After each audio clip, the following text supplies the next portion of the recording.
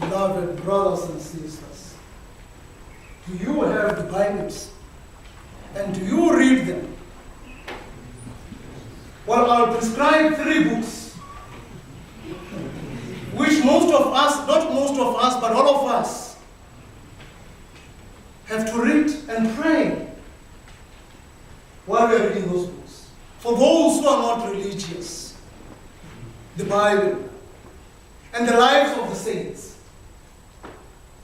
And for those who are religious, the Bible, the lives of the saints, and the story of your founder.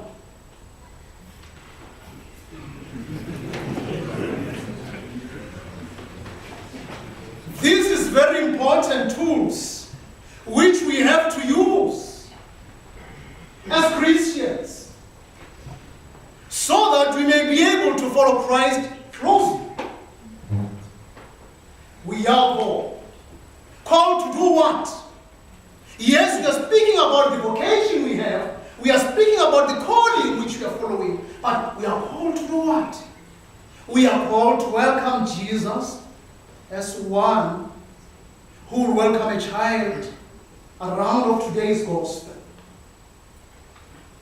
And where do we find Jesus? We can find him among the servants and the apparently least important people whom we think Jesus will not be there. Imagine of this little child trying to grasp, trying to know, and trying to follow.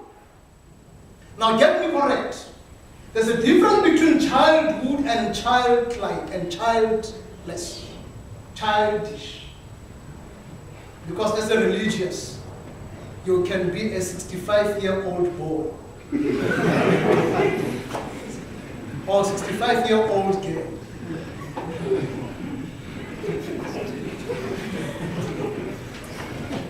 Just as for children it's easy to find other children and quickly begin to enjoy themselves at play. So we ought to gravitate towards the servants and the least. This is what we are called to do. Childhood, in this sense, is not a matter of age only. One who feels small may also have a great potential, waiting for the healing touch of kindness. To welcome Jesus as a child is to open one's arm to the infinite possibility that lies before us in life. And this is what we are called to as religious, as Christians, as men and women, because we are here in the footsteps of those who followed Christ, of those who struggled through their lives, but they have listened to the word of God. Sarah invites us to reflect on our ancestors and imitate their godly lives. He puts it clearly, my child, if you want to serve God, remain in justice and in fear, and prepare yourselves for trials. Now this is what we are up to. The men and women we are following, Christ himself faced all the trials, and we know that there won't be resurrection without Good Friday. We have to pass through the cross. We have to journey through the cross. We are here, beloved, to be purified and be like God. And if you want to be like God, you have to be burned with fire. The work of the formators.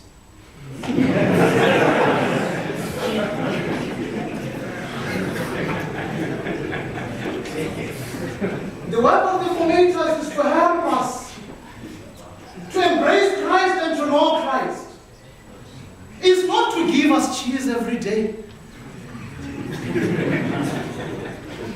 is not to give us recreations every day, but is to give us also that is what is hot and what is, again, not dislikable. Something which will help us to enter the kingdom of God. Something which will help us to embrace our call. If the formator is loved, I think that formator should leave the formation house.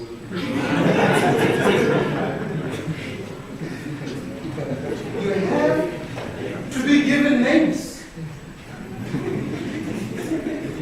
You like it or not. You have to be hated. They have to close the door before you. They have to pray hard that you go for meetings.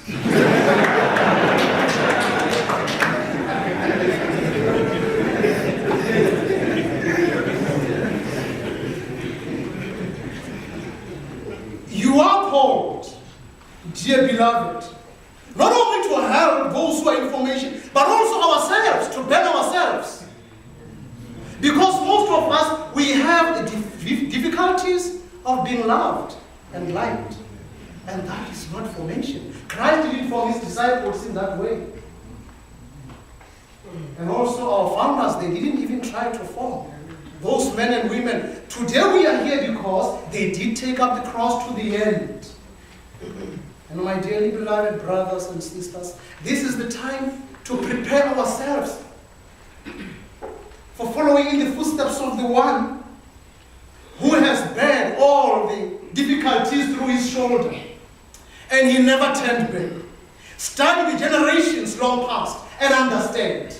Take that book of the lives of the saints. How your founders, through different kinds of weathers, but they survived. How they were rejected. And they stayed and they tested the test of time. They stayed there till the end. And because of them, and because of the example they gave, it is because it shows the fruits of myself and yourselves being here today.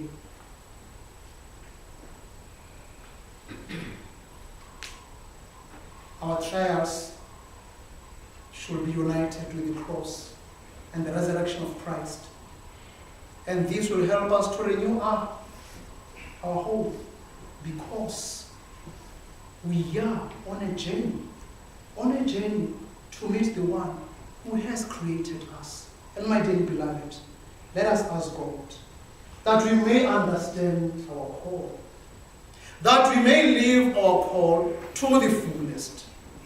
And in understanding our call, let us become like children, not childish. And also, let us become people who are ready to welcome the one who has died because of us. The people who are ready to bear the trials and stand for the test of time, so that they may be able to embrace and leave this legacy, or what they have left us, for the others. May God give us strength, courage, so that we may become strong and stronger each and every day in following in the footsteps of his Son, Jesus Christ. Amen.